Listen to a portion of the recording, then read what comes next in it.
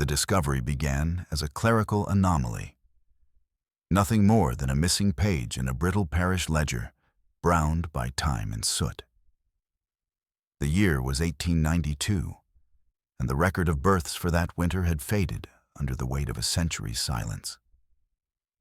Names that should have been there, 3 of them, were only partially visible, their ink eaten away by damp and neglect. Jacob, Ezra, Noah. The rest of each name smudged into nothingness. Yet even in absence, their presence lingered, like a stain that refused to fade. The parish of Harlowe Ridge was not the kind of place to attract historians. Nestled deep within the Appalachian Range, it had been built from timber, sweat, and superstition. The old church still stood at the town's center, its white paint long since grayed to the color of ash. When the records were first cataloged for digital preservation, the archivist noted several irregularities. Missing baptismal certificates, excised pages, and an unusual gap in burial entries. The discovery of the erased triplets was the first true anomaly, one that led researchers to suspect deliberate concealment. Among the local clergy, those still living in Harlowe Ridge seemed wary of the subject. When asked, the current pastor, Father Mallory, simply shook his head. "Some things," he said, "are left unwritten for good reason." His refusal carried no malice, only resignation, as if he too were bound by the silence of those who came before him. When pressed, he directed the researchers to the church's basement archives, a low-ceilinged room heavy with dust and the odor of mildew. There, beneath the warped timbers, they found what had been hidden: an incomplete ledger, its remaining entries trembling on the edge of legibility. Entire passages had been scoured from the parchment with a sharp instrument. Around the erased section, faint impressions of handwriting remained, indented but unreadable, as though the scribe's hand had pressed through the fibers even after the words were gone. What was curious, however, was that every other record before and after was intact. Only the line corresponding to the winter of 1876, the birth year of the erased names, had been deliberately destroyed. The archivists noted something else. Along the margins of the page were tiny, dark specks that fluoresced faintly under ultraviolet light. Chemical analysis suggested ash mixed with an unknown residue, possibly oil. The implication was unsettling. The record had not merely been scratched out, it had been ritually burned, as if to cleanse the paper of whatever it once contained. Outside, the town lay still beneath a blanket of mist that clung to the valley. The old parish bell, long rusted in place, had not rung in decades. Locals passed the church without looking at it, their gazes fixed ahead, as though acknowledging it might invite something best left dormant. Interviews with older residents yielded few details, only fragments of stories told in whispers. About 3 boys born during a storm, about how the snow fell red that night, and how the midwife swore she heard the sound of laughter before the mother's final breath. No photographs of the triplets survived in parish possession. Yet, in a trunk found beneath the rectory floorboards, wrapped in disintegrating cloth, a single glass plate negative was recovered. It showed the front of the church, its doorway darkened, and 3 indistinct figures standing near the threshold. Their outlines blurred, their faces unformed, but their shadows, perfectly parallel, stretched impossibly long toward the altar. The researchers cataloged the artifact, but the photograph resisted clarity. Each attempt at digital restoration produced the same distortion. A faint shimmer where the boy's eyes should have been, a reflective glint as if light were emanating from within. After the 3rd attempt, the technician reported the system freezing, the image flickering before the monitor went black. That night, when Father Mallory checked the archive room, he noticed something strange. The ledger, once closed, was now open to the page of the erased names. The indents seemed deeper, more defined, as if someone or something had traced the lost words anew. And though the church was silent, he could have sworn he heard the sound of 3 faint breaths, synchronized and slow, echoing from the dark beneath the floorboards. The next morning, the researchers left without finishing their work. The project was quietly discontinued. Officially, the missing records of Harlowe Ridge were attributed to environmental degradation. But the parish files still note the marginalia left by one departing researcher, penciled faintly into the final page before it was sealed. The erasure was deliberate. The names were not meant to be forgotten. The photograph surfaced by accident. It was found pressed between 2 hymnals in the back pew of Harlowe Ridge Parish, its edges frayed, its surface dulled by years of dust and candle soot. At first glance, it appeared ordinary. A sepia image of 3 boys standing outside a wooden chapel, its roof sagging under the weight of time. Yet, as the archivists adjusted the lighting for documentation, something about the image unsettled them. The boys' faces, though pale and indistinct, seemed to command the viewer's attention with an unnatural stillness, as if the camera had not captured them, but rather been captured by them. They stood equidistant from one another, their shoulders squared, their hands hanging loosely at their sides. Behind them, the chapel loomed, its wooden boards warped and its windows opaque with grime. But the eyes, those eyes, were what no one could look at for long. The reflection within them was inconsistent with the exposure of the rest of the image. Even under analysis, the light seemed to bend differently there, as though the photograph recorded not what the eyes reflected, but what they emitted.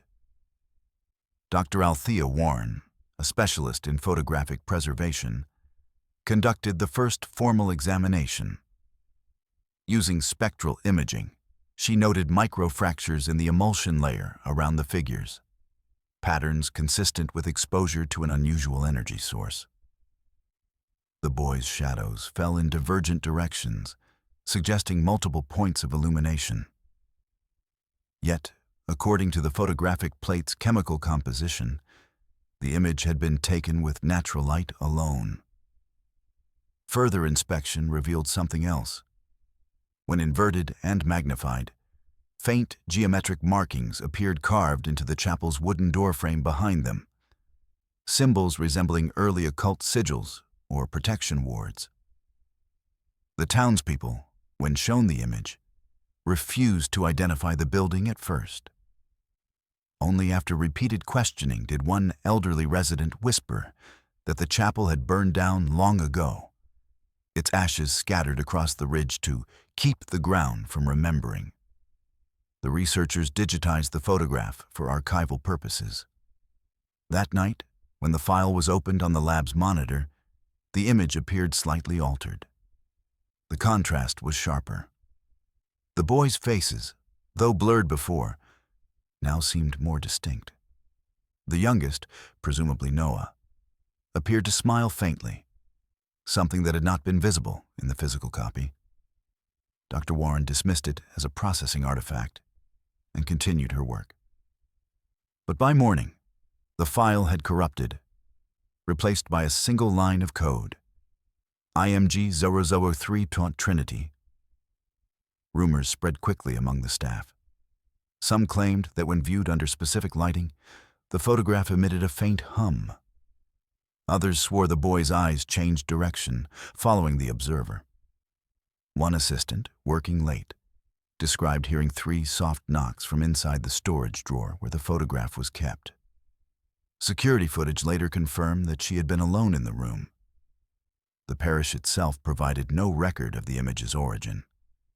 The inscription on the back, barely legible, read only, "Taken after the storm, before the silence." When cross-referenced with meteorological records, a blizzard had indeed struck Harlowe Ridge in late 1876. The same winter, the triplets were born.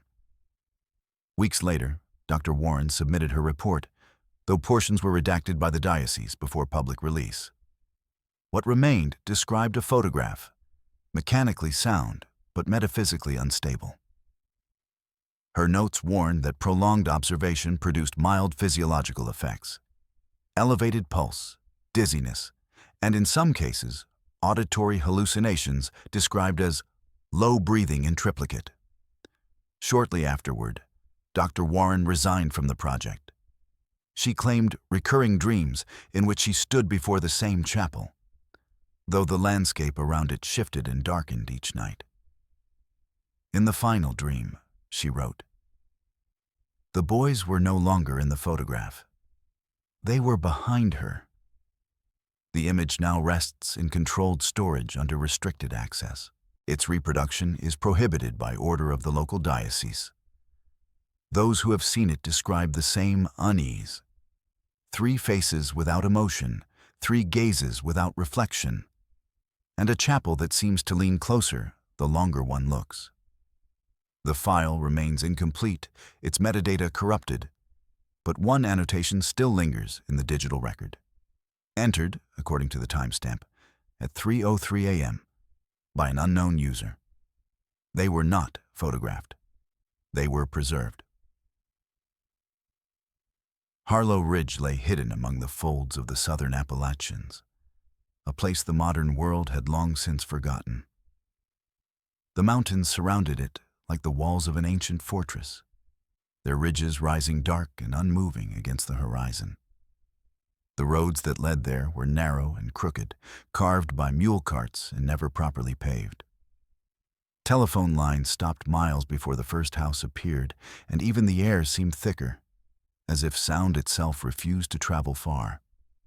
Visitors seldom came. Those who did rarely stayed. The town's single street ran along the spine of a valley cut by a narrow creek that murmured year-round beneath moss-blackened stones. Small homes stood on either side, tilted, sagging, their porches heavy with decades of rain. The church spire, the tallest structure in Harlowe Ridge, leaned slightly east as if burdened by memory. Its bell had not been rung since the winter of 1876, when the triplets were born, and though generations had passed, that silence remained an unspoken commandment. The people of Harlowe Ridge spoke little of that winter. It was a story inherited rather than told, passed through whispers, gestures, and unfinished sentences. Even the children, who never knew its details, were taught to lower their voices when snow began to fall. The elders called it the winter of stillness. They said the wind never blew and the birds ceased to sing, that even the dogs refused to bark. The temperature dropped so suddenly that wells froze solid overnight, and for 6 weeks the mountains were locked beneath a pale, colorless sky. During that time, death came quietly. It began with the Reverend's daughter, who was found seated upright in her bed, her eyes wide open and her mouth slightly parted, as though she had seen something terrible before her final breath. Then the blacksmith, whose forge fire burned out in the middle of his workday, and whose heart stopped before his hammer struck the anvil again. A farmer was discovered standing in his field, motionless and stiff, a dusting of snow on his shoulders, though no storm had passed. None bore wounds. None showed signs of struggle. The town physician, Dr. Hollis, recorded 11 deaths and 3 disappearances in less than 2 months. His final note, preserved in the county archive, reads, "No cause discernible. All victims appear as though life itself withdrew." He left Harlowe Ridge soon after and was never seen again. It was during this same winter that the triplets, Jacob, Ezra, and Noah, began to draw notice. They were 16, quiet boys by all accounts, their faces indistinguishable from one another, save for a faint scar above Ezra's eyebrow. They lived on the edge of town in a cabin their father had built before his death. Most remembered them as polite, soft-spoken, and unnervingly calm. But after the deaths began, calmness became its own kind of accusation. Neighbors claimed they saw the boys walking the ridgeline at night, their figures outlined by moonlight even when clouds obscured the sky. Others said the sound of 3 voices could be heard humming a single, unbroken tone near the chapel ruins. One hunter, returning late from the woods, swore he found 3 sets of footprints circling his cabin, barefoot, though the snow was waist-deep. When the Reverend's second son vanished, the whispers turned to fear. The townsfolk gathered at the church, demanding answers from the caretaker who had raised the triplets after their parents' deaths. The old man said nothing, only crossed himself and muttered, "They were never meant to be separated." That night, the townspeople went to the cabin on the ridge. By morning, the structure was in ashes. The boys were gone. In the years that followed, no one rebuilt there. The earth grew over the foundations, and wild briars claimed what remained of the chimney stones. Travelers passing through sometimes remarked on an odd hum in the wind as they climbed the ridge, a resonance like 3 tones harmonizing in the distance. The locals dismissed it, though their eyes would drift toward the mountains, to the place where the snow always seemed to linger a little longer. No signposts marked the way to Harlowe Ridge anymore. Maps showed only blank terrain where the town should have been. Yet every so often, a lost hiker or surveyor would return with the same account. A valley where sound was muted, where old houses leaned in silence, and where, just before dusk, 3 identical figures could be seen at the edge of the woods, standing perfectly still, watching. The night the triplets were born, the mountains themselves seemed to convulse. The wind screamed through the pines, and thunder rolled over Harlowe Ridge with a violence that shook shutters loose from their hinges. Snow and rain fell together, forming a gray slush that swallowed the valley road. The old midwife, Ada Corbin, was the only one brave enough, or desperate enough, to reach the miner's cabin perched high above the creek. She would later tell the townsfolk that the storm grew louder the closer she came, as if the heavens themselves resisted what was about to occur. Inside the cabin, the air was stifling. The mother, Eliza Doyle, lay pale and fevered on the straw mattress, her body already weakened by labor that had stretched into its 2nd day. Her husband, Samuel Doyle, knelt beside her, his miner's hands trembling uselessly. He had tried to light a lamp, but the flame refused to stay lit, guttering each time it caught. When Ada finally entered, she saw that the fire in the hearth had burned out entirely, though no one had touched it. The room felt unnaturally cold. Eliza's breathing came in shallow gasps. The first cry that should have filled the house never came. When Ada lifted the first infant into her arms, the silence was complete. Too complete. The newborn opened his eyes, dark and reflective, and stared at her without blinking. A second boy followed, then a third, each emerging into the world as mute as the dead. The midwife rubbed their backs, swaddled them, whispered prayers into their tiny ears. Still, nothing. Not a sound. Only the sound of wind hammering against the walls, the distant crack of falling trees. When it was over, Eliza lay still, her eyes glassy and unfocused. The candle beside her had melted into a pool of wax, extinguished the moment her last breath left her. Samuel did not weep. He sat beside the bed, motionless, staring at the 3 small bundles Ada placed in a wooden crate lined with cloth. The midwife asked if he wished to hold them. He did not answer. Instead, he stood, stepped outside, and looked toward the dark mouth of the mountain where his mine shafts ran deep underground. For 3 days, the storm did not relent. Ada remained with the family until the roads cleared enough to return to town. When she left, the triplets lay together in the crate, eyes open, hands clasped as if in sleep. Samuel had still not spoken a word. Weeks later, he returned to the mines. He refused visitors, declined food from neighbors, and ignored the Reverend's visits. One morning, his lantern was found hanging at the mouth of Shaft 12, still burning though the oil should have long run dry. Samuel's body was discovered deep inside, wedged between support beams, his face turned upward as if he had tried to climb but had been pulled back down. His expression, witnesses said, was not one of fear, but recognition. The coroner's notes described no signs of violence, no broken bones, no struggle. Just a single mark pressed into his chest, circular and faintly raised, like the impression of a hand that had never been there.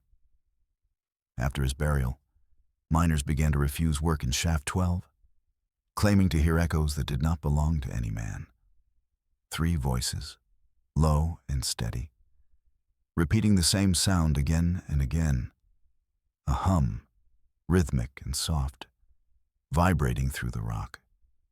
The midwife never spoke of that night again, though in her later years she was heard muttering to herself in her sleep, "Born without breath, born without sound." Her house burned down in 1882 under circumstances never explained. Among the ashes, the sheriff found 3 small stones arranged in a triangle on the floor, each one bearing a faint indentation, tiny, circular, and perfectly formed, as though pressed by infant fingers that had never known warmth.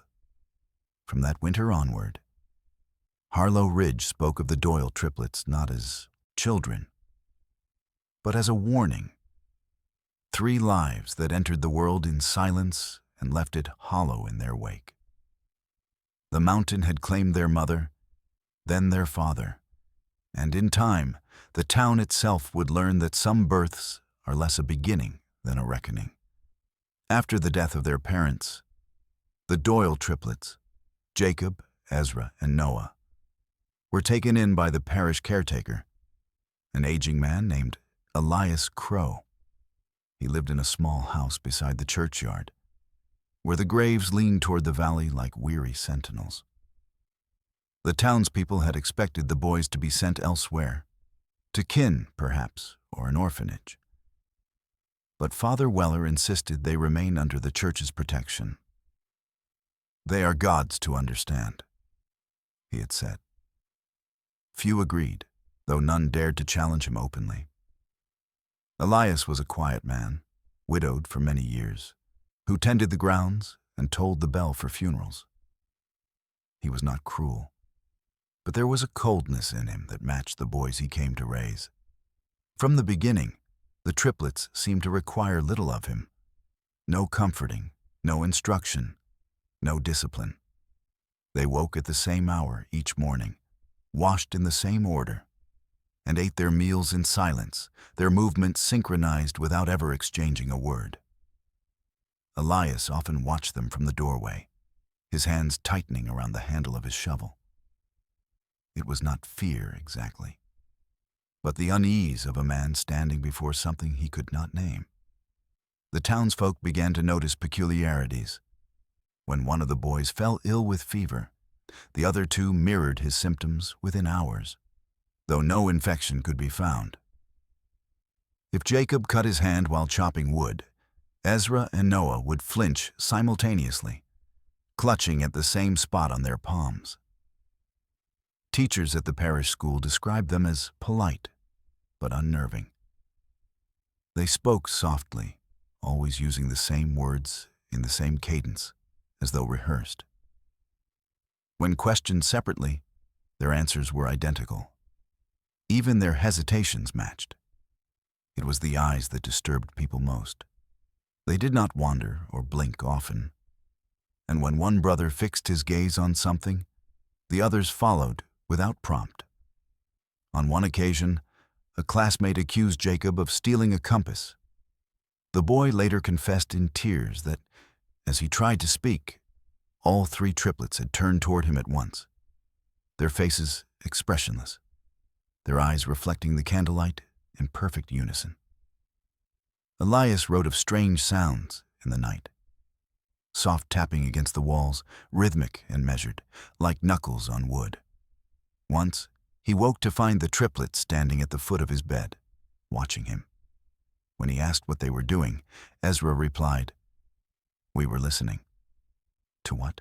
He never learned. Father Weller visited often in those years, though each visit seemed to leave him more troubled. He would find the boys kneeling in the chapel, facing the altar, but whispering. Not prayers, but something else. A low murmur that rose and fell like the echo of wind in a cavern. The priest forbade them from returning to the church after dusk. But the next morning, the candles on the altar were found freshly lit, their wax pooled in 3 precise circles. By the time the boys reached adolescence, no other children approached them. When they walked through town, people stepped aside. Dogs hid under porches. Elias aged rapidly in those years, his hair whitening, his hands trembling when he tried to ring the church bell. He confided once to the blacksmith that he could no longer tell the boys apart, not even by voice. "They move like one," he said. "If I speak to one, all 3 turn their heads. It's as if they share one thought between them." On a spring morning in 1891, Elias collapsed near the graves he had tended for decades. The physician ruled it a stroke, but those who found him swore his eyes were open, his expression locked in horror. The bell tower rope had been wrapped around his wrist, pulled taut as though something had tried to summon him upward.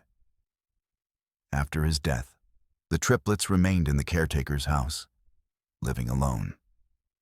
They maintained the grounds, trimmed the hedges, and dug graves when needed. No wages were ever requested. The parish ledger lists their work as voluntary service. Yet when townspeople passed the church at night, they claimed to see candlelight flickering from the windows, 3 shadows moving in perfect rhythm against the far wall. It was said that if one listened closely from the cemetery gate, one could hear the faint sound of voices carried on the wind. 3 tones, layered but indistinguishable, humming in harmony. Those who lingered too long spoke later of a strange disorientation, as if their thoughts had been pulled slightly out of sync. In time, no one approached the church after dark. The parish fell silent again, except for the steady tolling of the bell. 3 chimes, always at midnight, when no one was there to ring it. The first true disturbance came in the spring of 1892, when the frost had just lifted from the mountains and the school bell rang again after a long, bitter winter. The triplets, Jacob, Ezra, and Noah, had been attending lessons at the parish school for nearly a year. Their behavior, though unnerving, had never crossed into defiance. They were obedient, silent, and precise. Yet there was something in that silence that unsettled those around them, a stillness too deliberate, as though they were observing rather than learning. Their teacher, Miss Abigail Harrow, was a young woman recently arrived from the valley to fill the post vacated by an elder who had left without explanation. She was known for her strictness, but also her fairness. She treated the Doyle boys as she did any student, though she often found herself avoiding their eyes. "They look through you," she once told Father Weller, "like they already know what you're going to say." The priest had only nodded. "Then say it anyway." One afternoon, near the end of the term, an incident occurred during a spelling lesson. Jacob had refused to read aloud, his gaze fixed on the window where sunlight filtered through in thin, fractured beams. Miss Harrow, impatient, struck the desk with her ruler and demanded he speak. When he did not, she took his hand and rapped his knuckles sharply. The sound echoed through the small classroom, startling the others into silence. Jacob did not cry out. He only turned his head slightly toward his brothers. Ezra and Noah, seated 2 rows away, blinked once, slowly, and lowered their hands onto their desks in perfect unison. The entire room seemed to shift then, as though the air thickened. The oil lamp flickered, though no breeze passed.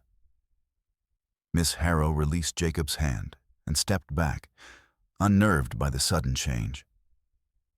The lesson ended early that day. That evening, as the sun dropped behind the ridge, smoke began to rise from the edge of town. Miss Harrow's cottage, a small structure of pine and plaster, stood at the base of the hill below the old chapel. Within minutes, flames had engulfed it, roaring higher than any ordinary blaze. Neighbors arrived too late to save anything. The heat was so intense that the iron stove warped, and even the well pump glowed red. Those who came to help spoke later of a strange absence of sound, no crackling, no cries, only the deep hum of the fire consuming itself. Yet when one farmer looked toward the hill above, he saw 3 figures standing at the crest, motionless and side by side, their outlines framed by the fire's orange glow. He called out, but the figures did not move. When morning came, nothing remained of the cottage but blackened stone. Miss Harrow's body was found near the threshold, untouched by flame but rigid as though frozen in terror. The coroner noted no smoke in her lungs. It was as if her heart had stopped before the fire reached her. Sheriff Wren conducted the inquiry. He interviewed every resident of Harlowe Ridge, including the triplets. They answered each question calmly, their tones measured and identical. When asked where they had been that night, Jacob spoke for all 3. Watching. What were you watching? The sheriff pressed. The fire, said Noah. Ezra added, it had already started. The sheriff left the house, pale and sweating. His report contained no mention of them afterward, only a single line scratched hastily at the bottom of the page.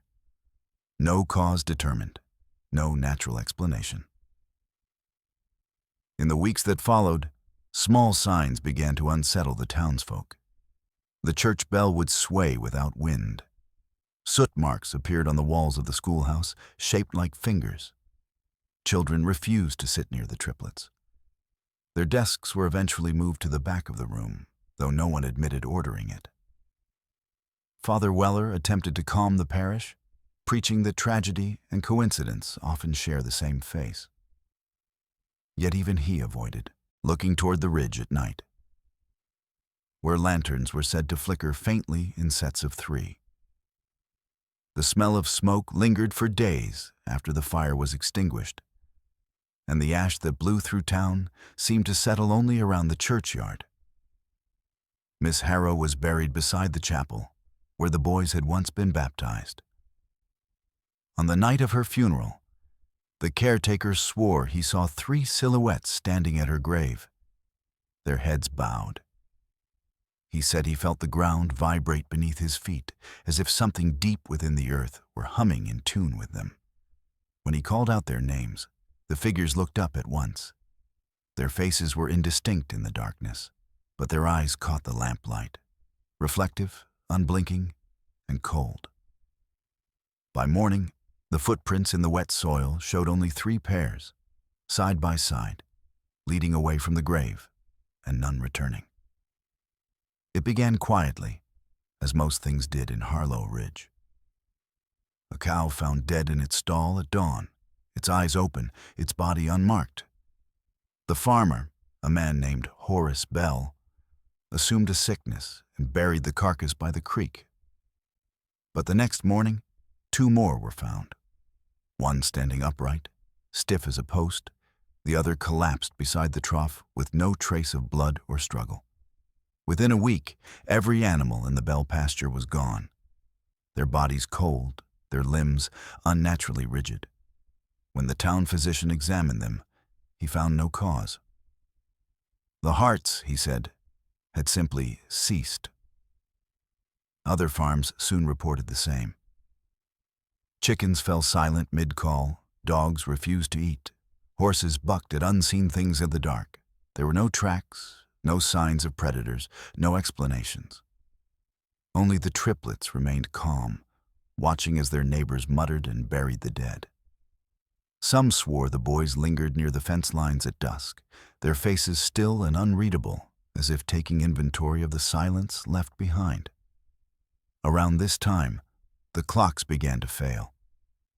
It was first noticed by the blacksmith, whose wall clock stopped each afternoon when the boys passed his shop on their way to the churchyard.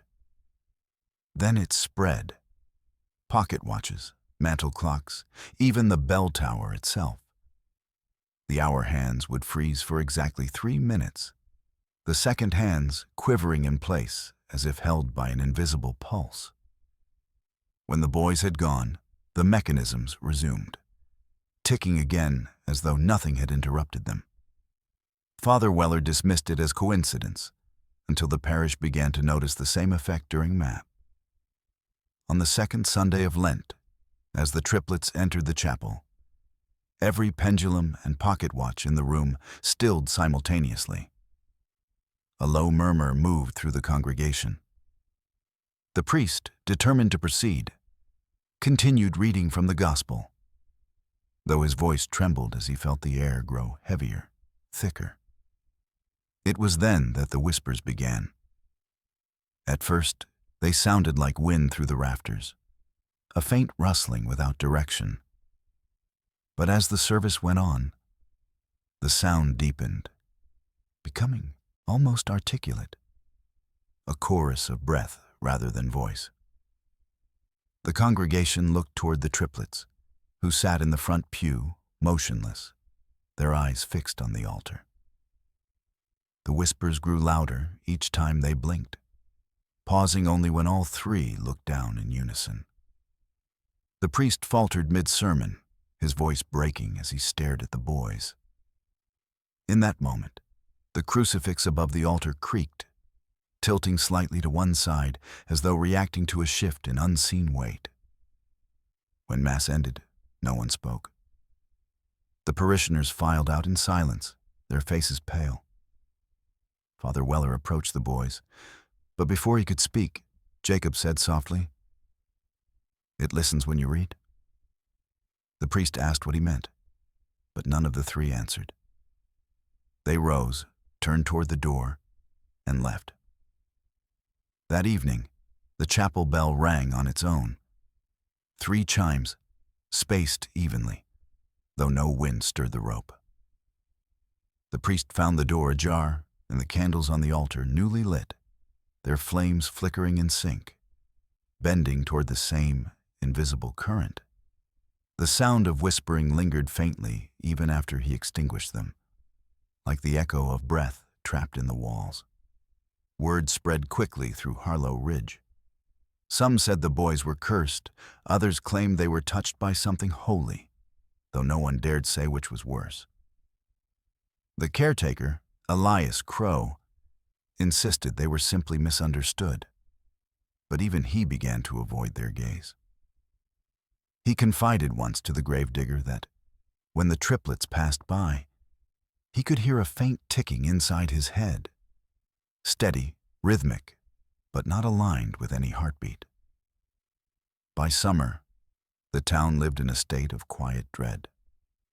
Livestock refused to graze near the church fields. Clocks were left unwound. People stopped attending evening mass altogether, claiming the shadows near the altars seemed to stretch too long after the triplets arrived. Father Weller prayed daily for guidance, though his journal from that time tells a different story.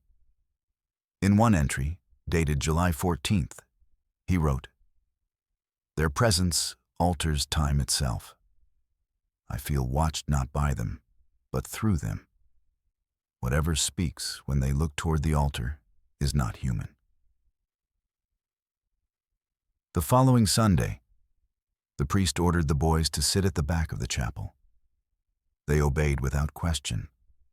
Yet when he lifted the chalice for communion, every candle in the church went out at once, plunging the room into complete darkness. In the stillness that followed, the whispers returned, not from the rafters, but from the pews themselves, surrounding him. When the candles relit, the boys were gone. Only their seats remained warm to the touch, as though they had never truly left. That night, Father Weller rang the church bell himself, 3 times, before nailing the doors shut. No one entered the chapel again until autumn, when the smell of decay began seeping through the cracks beneath the threshold. Reverend Thomas Cole arrived in Harlowe Ridge in the autumn of 1892. Summoned by the diocese after Father Weller's health failed under what official correspondence described only as persistent strain. Cole was a younger man, precise in manner and certain in doctrine. He came from Charleston, bringing with him the kind of confidence that only distance affords. The first time he saw the triplets, they were standing in the churchyard, silent among the graves, their hands folded as if in prayer. He noted their composure, their uncanny stillness, and wrote in his journal that evening, 3 boys bound by something unseen. Their unity disturbs the air. Cole's first sermon spoke of order, how sin thrives in confusion, how darkness gathers where boundaries are not kept. The townsfolk took this as reassurance. They hoped the Reverend's conviction might cleanse what had lingered since the winter of the triplets' birth. Yet in private, he was unsettled. The church bell, which had been silent for years, began to sway lightly whenever the brothers entered. The organ pipes hummed, though no one touched the keys. He found the confessional curtain trembling when the room was still. Determined to act, Reverend Cole devised a plan grounded in his faith. Separation. If evil indeed multiplied through proximity, then dispersing the brothers might weaken its hold. He summoned them to the rectory on a cold morning in late November. They came willingly, their expressions calm, their footsteps synchronized. He spoke to each in turn, assigning them separate duties: Jacob to tend the chapel, Ezra to assist the gravedigger, and Noah to work in the garden behind the rectory. They agreed without protest. That night, the Reverend felt the first symptoms: a faint ache behind his eyes, a pressure in his chest that deepened when he prayed. He dismissed it as fatigue, but as the days passed, his strength failed.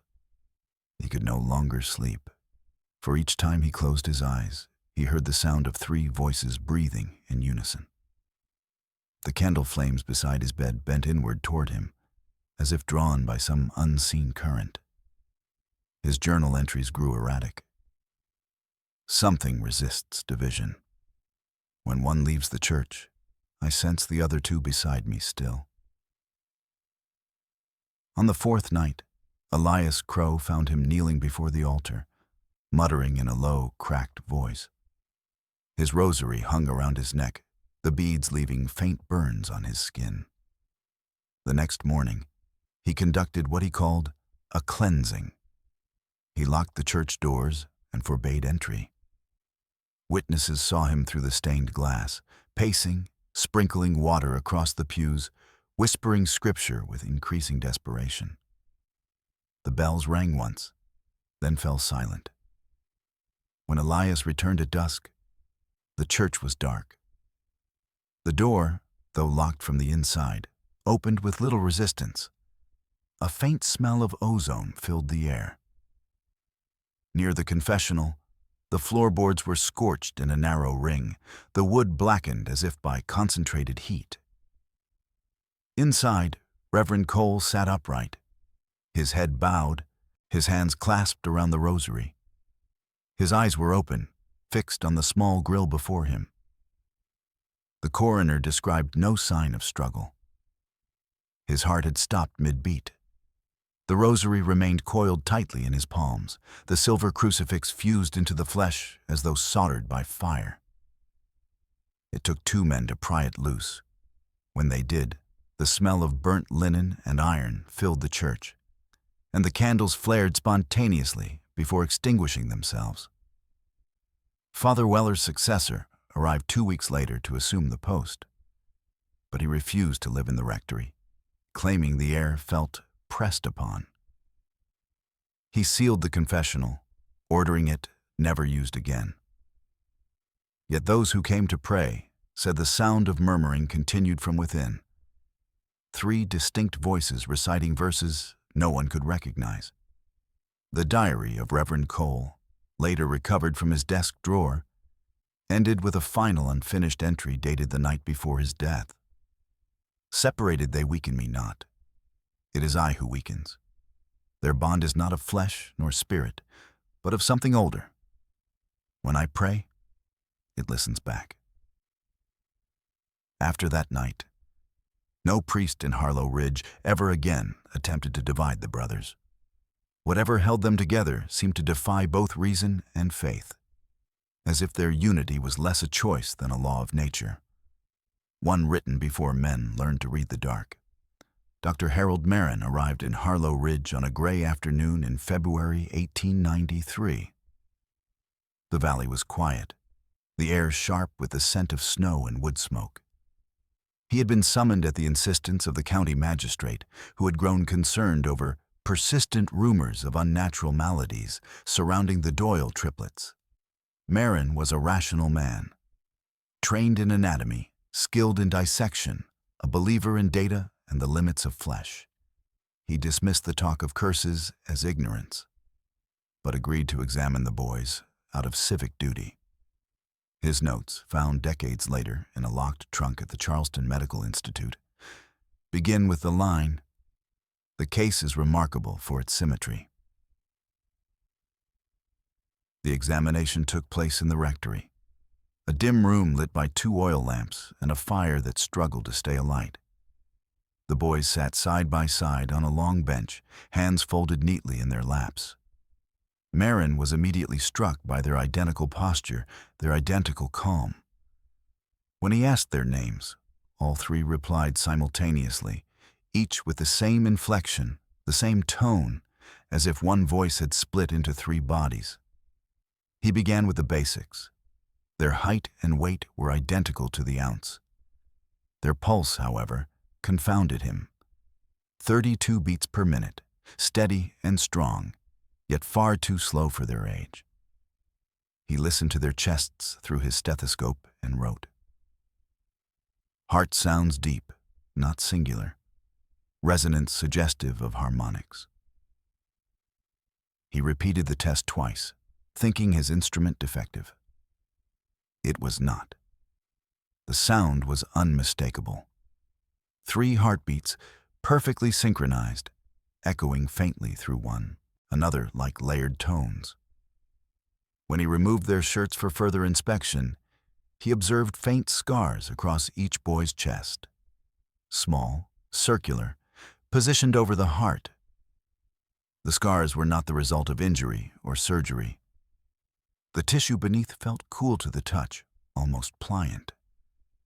Under lamplight, they seemed to catch the glow, reflecting it as if the skin itself held a sheen of glass. Marin pressed his fingers against Jacob's sternum, and all 3 inhaled sharply at the same instant. He withdrew his hand, shaken. He proceeded with ocular examination. Using a magnifying lens, he studied the pupils, which dilated and contracted in unison, regardless of which boy he focused on. The irises were identical, a shade between gray and green that seemed to shift with the flame's movement. Under closer inspection, he found the same irregular pattern in each retina, a series of fine, spiral striations radiating outward from the optic nerve. The formation was unnatural, almost mechanical in its precision. He recorded, "Retinal structures mirrored to the micron, impossible under ordinary inheritance." Throughout the examination, The boys remained silent. Only once did one of them, Ezra perhaps, speak. When Marin asked if they ever felt pain, the boy replied, "Not alone." The doctor asked what he meant. No answer followed. That night, Marin returned to his lodgings at the inn and transcribed his findings into a formal report. His handwriting, at first crisp, began to falter midway through the final paragraph. The ink thickened where his pen had paused, leaving a dark blot beside the last legible sentence. Their physiology suggests not 3 organisms, but a single network divided by skin. After that, the words trail off. The page ends abruptly with a half-formed phrase, "if connection is severed." The rest of the report was never completed. The next morning, his room was found empty. The bed untouched, his medical bag open on the table. The townsfolk assumed he had departed during the night, unnerved by the strangeness of the task. But the innkeeper's son swore he saw a faint light through the window around midnight. A pale glow, like lantern fire, moving slowly toward the churchyard. No footprints were found in the snow, except 3 sets leading from the rectory to the path behind the chapel. Days later, Father Mallory, who had replaced Reverend Cole, found the doctor's stethoscope hanging from the confessional door handle. The metal was warped, blackened at the edges. Its tubing had melted into a twisted loop, as though subjected to heat from within. The parish ledger notes that Mallory refused to touch it. He locked it in a drawer and sealed the church again. Years afterward, when the diocese retrieved the remaining papers from Harlowe Ridge, Dr. Marin's final notation was found on the back of a torn page. It was written in a hurried, uneven hand, the ink smeared as if by trembling fingers. The Calgar hearts do not beat for them. They beat for something else. The winter came early that year, sweeping down the mountains like a living thing. The first storm arrived in late November, burying Harlowe Ridge beneath a weight of snow so dense that the valley fell silent. Roads disappeared. Chimneys froze shut. The wind carried no sound, only the low, steady hum of something vast and unseen pressing against the town from all directions. It was a winter no one forgot, later called the Winter of Silence. By the first week of December, the Doyle triplets were gone. Their house by the church stood empty, its windows opaque with frost. Elias Crow, the caretaker who had once sheltered them, was found inside, sitting near the hearth with his eyes open, his expression frozen mid-prayer. The fire had long since died, but the ash in the grate was oddly undisturbed, as though protected by an invisible barrier. The townsfolk buried him quickly, without sermon or bell. Afterward, no one approached the cabin again. The boys were not seen leaving. No footprints marked the snow around the property. Father Mallory searched the church and its grounds, finding only small traces. A single pew candle burned down to its base. Wax pooled in 3 perfect circles, and faint handprints on the altar cloth, pressed deep into the fabric, though the surface beneath was stone. When the priest tried to clean them, the marks reappeared by morning. Then the apparitions began. It started with the miller's wife, who claimed she saw 3 figures standing in the graveyard beyond her kitchen window, motionless among the snow-covered headstones. She thought them mourners, until she realized the storm was too strong for anyone to stand upright in it. The figures remained for nearly an hour, unbent by the wind, their outlines blurred but unmistakably human. When she gathered the courage to open the door, they were gone. Only the snow around the graves had shifted, disturbed from beneath. Soon others began to report the same. Shapes flickering near the chapel at dusk, faint impressions of movement behind the frosted glass. A group of miners returning from the ridge swore they saw light emanating from beneath the church door, pale cold, and rhythmic, like a lantern swinging deep underwater. Each time the light pulsed, the snow around the chapel seemed to sink slightly, as though the earth beneath were breathing. Within days, several graves near the southern wall began to collapse inward. The ground bulged and split despite the deep frost, and coffins shifted toward the surface. When the townsmen tried to dig, their shovels struck something unyielding, something that reverberated with a hollow sound, like striking stone. But it was not stone. They filled the holes back in, muttering prayers. By nightfall, the ground had shifted again. Father Mallory called for the parish to gather inside the church for prayer. Fewer than half came. Those who did spoke of the strange pressure in the air, the feeling that the walls themselves were listening. During the service, a dull knocking began beneath the floorboards, slow and deliberate. The priest tried to speak louder, but the knocks grew stronger, each one accompanied by a flicker of the candles on the altar. Then, as suddenly as it began, everything stopped. The room fell silent. The priest finished the prayer with trembling hands. The next morning, every clock in town had stopped at the same time, 3:03 a.m. By late January, the town was sealed off entirely. Avalanches blocked the mountain roads. The train line froze. Those who remained kept to their homes. At night, they heard faint music carried on the wind. 3 notes repeated endlessly, rising and falling like breath. Dogs howled at nothing, and windows frosted over from the inside. When spring finally came, and the thaw revealed the valley again, the church was the first place the townsfolk went. The doors were open, the air heavy with the smell of wet earth. The altar cloth was gone. The pews were damp. In the center of the nave, 3 shallow depressions marked the floor, arranged in a triangle. No footprints led to or from them. In the churchyard, the snow had melted unevenly. The graves disturbed during the storm now stood empty. The headstones had toppled forward as though pulled from below, and the soil beneath had caved inward, leaving smooth, symmetrical hollows. Father Mallory was never found. His journal remained on his desk, the final entry dated midwinter. The silence grows. It no longer surrounds the town. It comes from within it.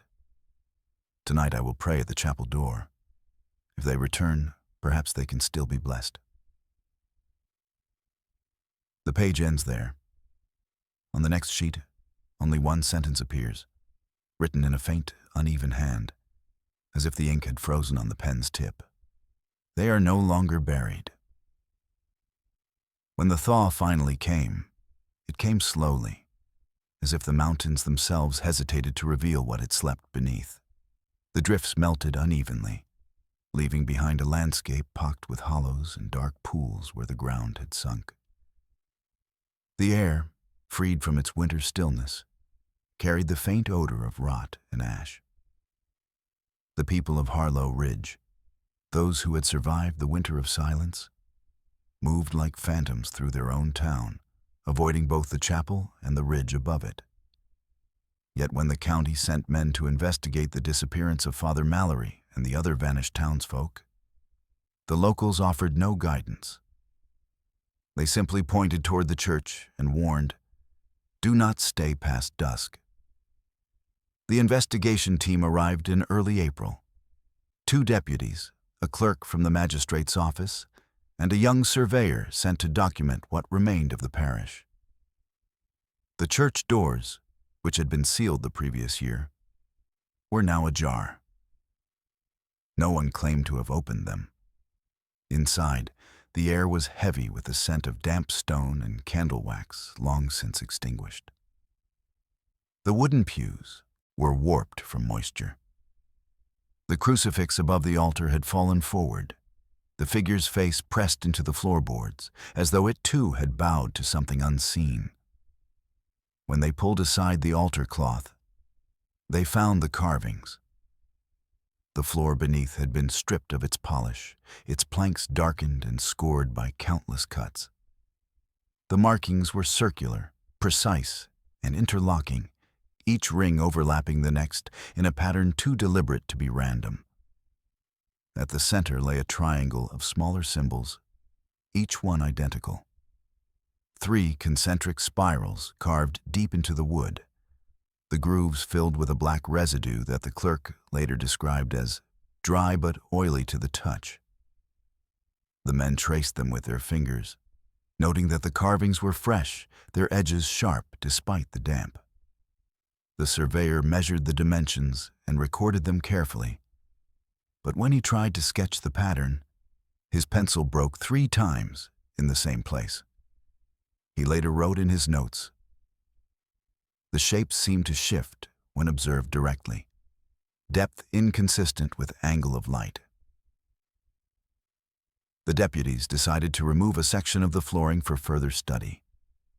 When they pried it loose, the smell that escaped was unlike anything any of them had encountered. Sweet, metallic, and faintly electrical, as if the air itself carried a charge. Beneath the boards, the soil was blackened and fused together like glass. Near the rear of the church, beside the confessional where Reverend Cole had died, one of the deputies noticed footprints.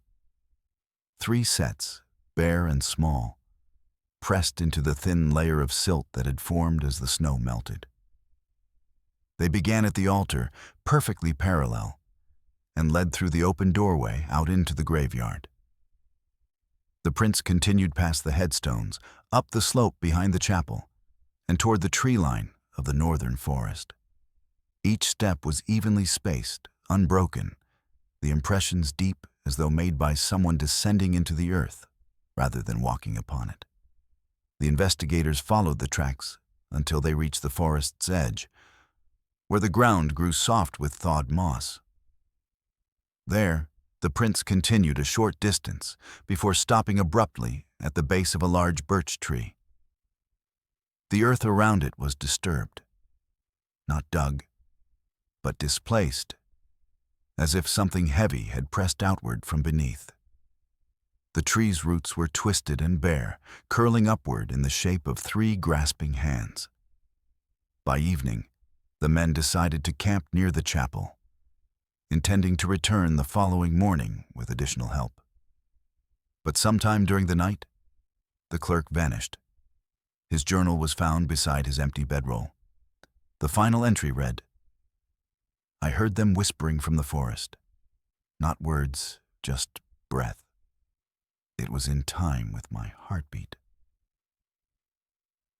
The remaining 2 men fled at dawn. When they reached the valley road, they refused to speak of what they'd seen. The section of the church floor containing the carvings was later transported to the county courthouse for examination, though no official record of its analysis remains. It was said the wood blackened completely within weeks and was quietly buried behind the magistrate's barn. Locals who ventured near the chapel afterward claimed they could still see faint impressions in the mud. 3 sets of footprints that reappeared each spring as the snow melted. They never deepened, never faded entirely. Always the same number, always leading in one direction, into the forest, where no path had ever been cleared. At night, when the moon struck the chapel's ruined windows, the carvings beneath the altar were said to glow faintly through the floorboards. Some swore the symbols pulsed like breathing. Others refused to look at all. And though the mountain winds returned, carrying the thaw's endless dripping, Harlowe Ridge never escaped its quiet. The silence lingered, listening, waiting, and tracing those same 3 paths back into the trees where the brothers had gone and never returned. The photograph was discovered by accident in the summer of 1938, more than 40 years after the last documented record of Harlowe Ridge. A traveling surveyor named Leonard Hayes had been sent to map the old mining valley for a new rail line. Most of the town was gone by then, Collapsed barns, splintered fences, the faint outline of what had once been the main road. Only the chapel still stood, or rather what remained of it. A roof half caved in, its bell long missing, its doorway swallowed by vines. Hayes, an amateur photographer, carried with him a folding Kodak and a fascination for abandoned places. The photograph he took that day should have been unremarkable. The ruins framed against the ridge, the sky a dull wash of gray. He developed the film that evening in a temporary darkroom at his camp. The first plates came out as expected. The fourth, however, did not. It showed the same angle of the chapel, but in the far right corner, at the edge of the clearing, stood three faint silhouettes. They were translucent, almost absorbed by the fog, yet their symmetry was perfect. Hayes assumed it was an exposure error, perhaps a double image caused by movement of the film. But when he examined the negative under magnification, the details became clearer. The faces, three of them, were visible in partial light, identical in structure, expressionless, and disturbingly young. At first, he thought the figures must have been locals. Children, maybe, passing behind the ruins as he took the shot. But when he returned to the site the next morning, the ground where they had stood was undisturbed. No footprints, no sign of passage. Even the surrounding brush had not been broken. The air, he later wrote in his field notes, felt charged, as though waiting for something to resume. Hayes sent the photograph to his superiors, who dismissed it as a trick of exposure. Yet he could not shake the sense of precision in the composition, the way the three figures aligned perfectly with the triangle of collapsed roof beams above them. He printed a copy for himself and filed it in a portfolio labeled Survey, Harlowe Ridge, 1938. Years later, the photograph drew attention when a historian researching the lost towns of the Appalachians requested access to Hayes's archive. It was she who compared the silhouettes to the few surviving images from the 19th century investigation. The resemblance was undeniable. The same sharp jawlines, the same still eyes, features belonging to boys who, by then, would have been long dead. Forensic analysts studied the negative under infrared light. The results were strange. The spectral density of the three figures differed from the rest of the exposure. Less reflective, yet not opaque, as though the light had passed through something thicker than air, but thinner than flesh. The image carried no evidence of tampering. The emulsion on that section of film was fused, altered chemically in a way no natural process could explain. In the months following the discovery, several researchers visited the site to recreate the shot. None succeeded. Each time, the photographs developed normally. Just an empty clearing, a ruined chapel, the mountains beyond. One camera malfunctioned entirely, its shutter locking open until the entire roll was overexposed. When repaired, the mechanism was found melted along its interior housing, as if heated from within. The historian who had first drawn the comparison began to experience what she described as a resonance when handling the photograph. A low, harmonic vibration, faint but constant. She wrote in her report, "It is as though the image emits a frequency. When held near the light, the edges of the figures seem to shimmer." Her assistant confirmed the same phenomenon, but refused to continue work afterward. In 1940, the photograph was displayed briefly at a private symposium in Charleston before being removed. Attendees recalled that, during the presentation, the lights dimmed without warning. Some claimed to hear a soft, rhythmic sound, like breath through glass. Others noticed that all three projectors used during the event had stopped simultaneously at frame 47, the same number etched on the back of the original negative. The image was never publicly shown again. It now resides in a locked collection at the State Archives, filed under Unverified Paranormal Documentation, Item 12B. The curator who cataloged it included a note in the margin of the report. The faces, when viewed at length, seem not to be looking out but inward, as if aware of being seen. Their features have not aged, not changed. Their eyes hold the same reflection as the first photograph, light from no discernible source. Decades later, when a technician attempted to digitize the film for preservation, the scan failed midway through. The machine reported a temperature anomaly inside the reader. The technician claimed the figures appeared to move slightly between frames. He destroyed the copy afterward. Still, archivists swear that if one stands near the secured drawer on a quiet evening, the faint ticking of an old clock can be heard within. 3 beats repeating in perfect rhythm, steady, synchronized, eternal. By the summer of 1894, the Diocese of Charleston sent its decree to Harlowe Ridge. The message was brief, formal, and final. All records pertaining to the Doyle triplets are to be removed and destroyed. No further mention of their names is to appear in any ecclesiastical documentation. The matter is concluded. It was signed and sealed by Bishop Rourke himself, though those who had met the man said his hand was not the one that had written it. The handwriting was unlike his, too precise, too measured, as if etched rather than penned. The church bell rang once that morning, its sound hollow and flat across the valley. The few remaining parishioners gathered at Father Mallory's replacement's request. A man named Reverend Parish, chosen for his discretion. He read the decree aloud from the pulpit, his voice steady but his eyes avoiding the congregation. For the sanctity of the church and the protection of its flock, he said, we must close this chapter. All records, all recollections, all traces are to be purged. That evening, under orders from the diocese, the parish ledgers were brought into the rectory. The caretaker, the sexton, and 2 elders were assigned to assist in the task. The ledgers stretched back over a century, births, marriages, deaths, all neatly inked and catalogued.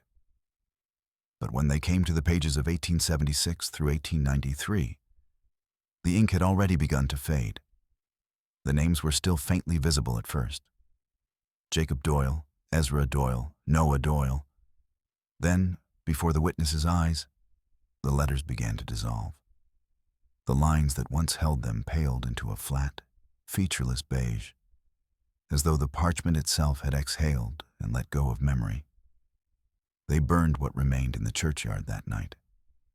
The smoke rose straight upward, unshifting even in wind. The air grew thick and bitter. The witnesses said it smelled not of paper, but of iron. When the flames died, the ashes formed 3 distinct mounds, separate but identical in size. Reverend Parish ordered them scattered beyond the ridge, but by morning the piles had vanished. From that day forward, the town was forbidden to speak the triplets' names. The bishop's emissary, a pale man in gray vestments, warned that disobedience would result in excommunication. He carried a ledger of his own, bound in black leather, and recorded those present at the burning. The witnesses noted that his pen left no ink behind. Within weeks, the absence took hold. Parishioners began to forget small details. The sound of the boys' voices, the color of their hair, even their father's name. When pressed, they grew uncertain, then silent. The graves that had once been marked near the chapel wall were left unconsecrated, the stones uncarved. By the following spring, the wooden markers had decayed, and no one remembered exactly where they had stood. The parish register that survived shows 3 blank lines between the births of 1876. No ink, no indentation, just absence. Yet when the book is held under candlelight, faint impressions rise from the page, as though invisible hands had pressed the names into the parchment from beneath. Archivists who examined the volume years later reported that the paper in those sections felt slightly warmer than the rest, as if retaining the memory of a touch. The diocese sent one final directive. The remaining chapel structures were to be dismantled. Workers from neighboring counties arrived to carry out the demolition. None stayed past sundown. Tools went missing, ropes frayed, and lanterns sputtered to darkness when placed near the altar. The crew foreman claimed that each night before leaving, he counted 3 sets of footprints circling the site, though the ground was hard and dry. When the chapel was gone, the bishop declared the ground redeemed. But locals avoided it all the same. They said that in the evenings, when fog rolled through the valley, the space where the church had stood took on a faint, geometric shimmer, as though something still marked its boundaries from below. Travelers reported hearing whispers when passing the hill, a cadence too patterned to be mere wind. Years later, when the parish archives were relocated to Charleston, the ledger containing the erased names was sealed in a wooden crate labeled simply, "Defunct Records, Do Not Catalog." Its entry disappeared from the diocese index soon after. Still, those who have handled the book since claim that the blank lines emit a faint hum, almost imperceptible, but steady, 3 tones, perfectly aligned in rhythm, resonating from somewhere beyond the ink, beyond the page, beyond forgetting itself. The discovery began in the archives of the Charleston Diocese, in a windowless basement room lined with filing cabinets that smelled of mildew and candle wax. Dr. Eleanor Harland, a historian specializing in rural religious history, had been granted limited access to the sealed records of disbanded parishes. She was not searching for Harlowe Ridge specifically.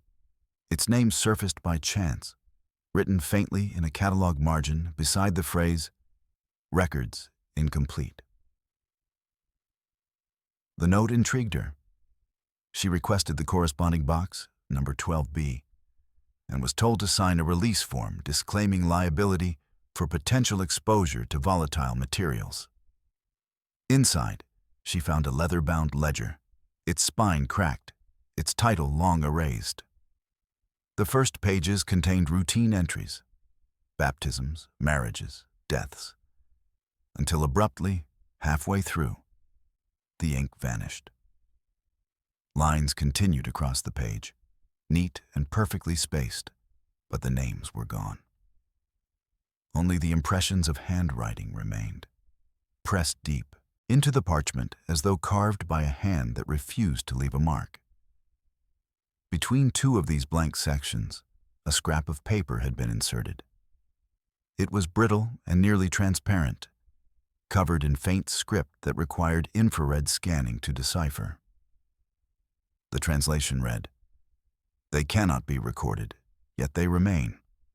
All attempts at removal have failed. The paper remembers." Harlan traced the reference to a parish known as St. Bridget's Chapel, later renamed Harlowe Ridge Parish, and found that its location no longer appeared on modern maps. The diocese refused further comment. The site was decommissioned in 1894, the archivist said, her tone clipped. "There is nothing left to study." But Harland, accustomed to institutional evasions, pressed on. Through genealogical records, she identified 3 living descendants of families who had once resided in the valley: a retired teacher in Roanoke, a farmer in Boone, and an elderly woman in a care facility outside Asheville. She began the interviews that spring. The first subject, the teacher, greeted her politely, but grew uneasy as the topic shifted to the parish. "My grandmother used to say there were 3 boys who could make time stop," he said. "Every clock in the valley froze when they looked your way." As he spoke, the lamp beside them flickered. His digital recorder cut out, emitting a brief burst of static before dying completely. Harland replaced the batteries twice. Neither attempt worked until they left the room. The farmer's testimony proved stranger. He recalled family tales of the unburied ones, 3 children whose graves refused consecration. They used to say the ground hummed when the thaw came, he told her. During the interview, her phone vibrated violently on the table before shutting off. When she turned it back on, the recording app displayed a continuous, unbroken tone, a low hum lasting exactly 3 minutes and 3 seconds. At the care facility, the final witness, an 89-year-old woman named Mildred Cates, spoke only in fragments. "The ridge still glows," she whispered. "They walk when the air goes quiet." As she described the triplets' eyes, mirrors they were. The overhead lights dimmed, then pulsed 3 times. The nurse entered, frowning, and said the building's generators had momentarily surged. Harland's recorder captured the incident in full.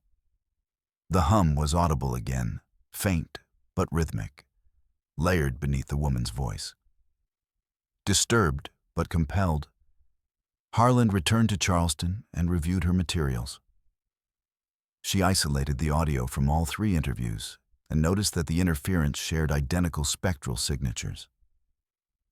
The hum formed a repeating pattern of 3 frequencies, harmonically aligned at exact intervals of 32 beats per minute. The data was too consistent to be random. Late one night, she played the recording simultaneously through noise reduction software.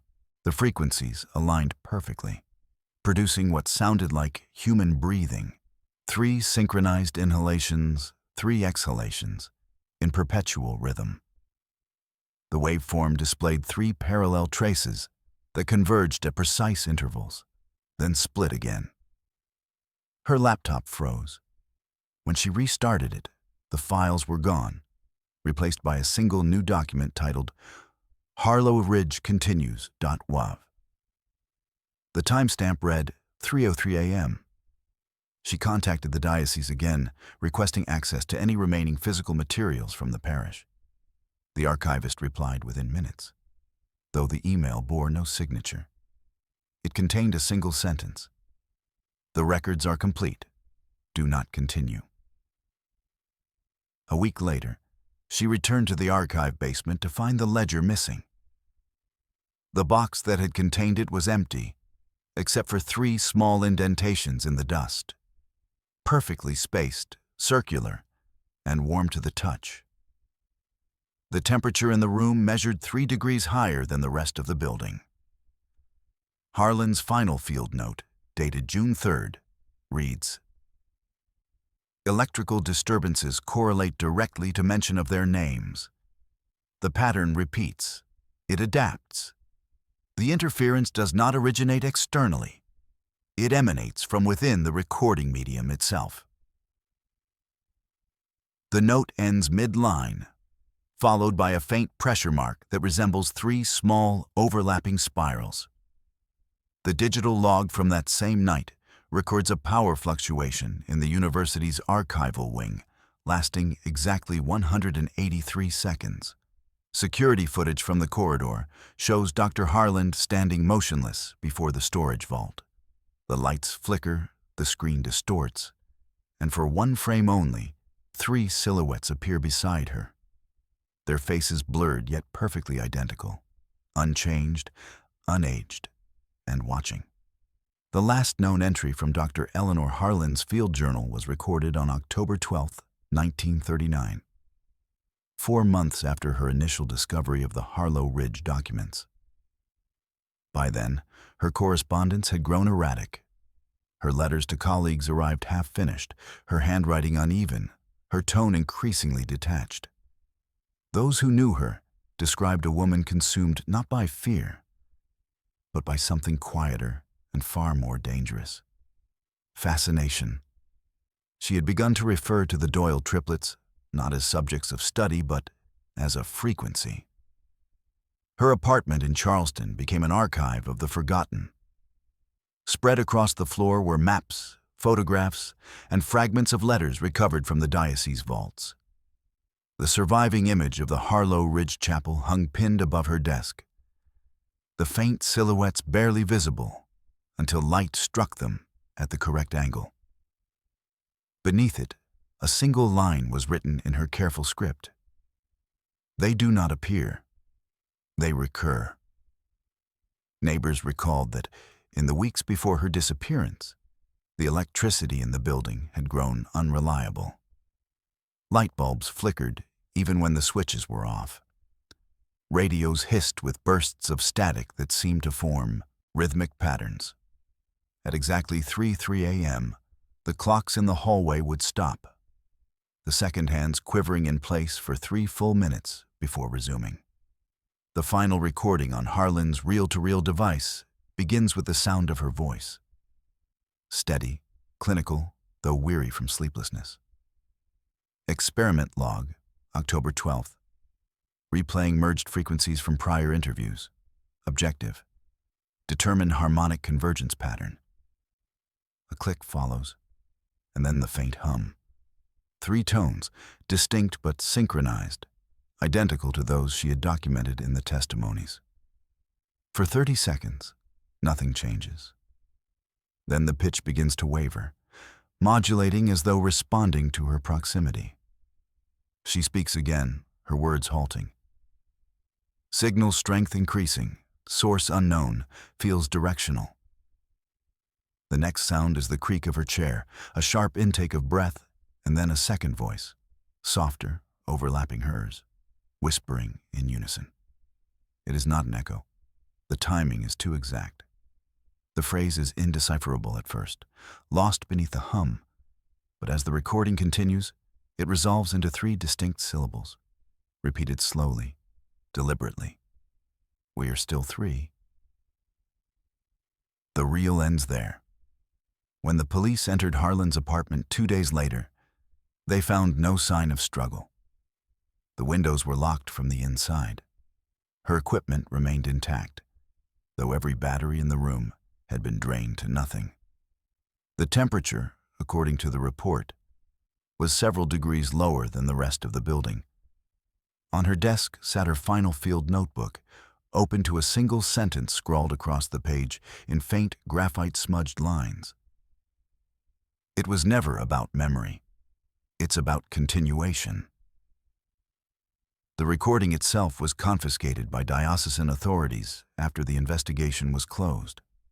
The official statement declared it damaged beyond recovery. Yet those who handled it before its removal reported something strange.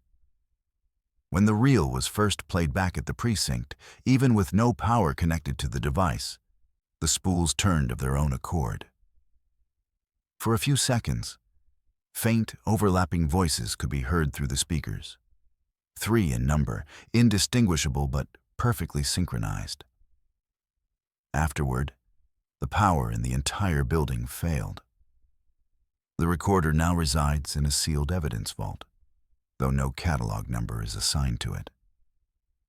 Archivists who work nearby claim that, at night, when the lights dim and the ventilation cuts off, a rhythmic sound can be heard from the direction of the storage room. 3 soft beats, steady as breath, pulsing through the silence. In the years since, mention of the Doyle triplets has vanished once more from official record. The Harlowe Ridge site is listed as private land, entry forbidden. Maps omit its coordinates entirely. Those who attempt to locate it report that compasses spin erratically near the ridge, and electronic devices fail without reason. Still, the rumor persists. Hikers speak of lights seen between the trees, always in groups of 3. Ham radio operators have intercepted faint transmissions at 3:03 a.m., 3 low tones repeating endlessly before cutting to static. Some say the triplets were never human at all, that they were vessels. Fragments of something that could not die because it had never truly lived. Others claim the church's attempt to erase them only ensured their permanence. binding their presence to every record that sought to destroy them. No explanation holds. Only the pattern remains. 3 lights, 3 sounds, 3 names erased, yet still whispering in the archives of the living. And somewhere, deep within the static of a forgotten frequency, the voices continue, faint but clear, overlapping in perfect rhythm. We are still 3. Then nothing, only the silence, listening,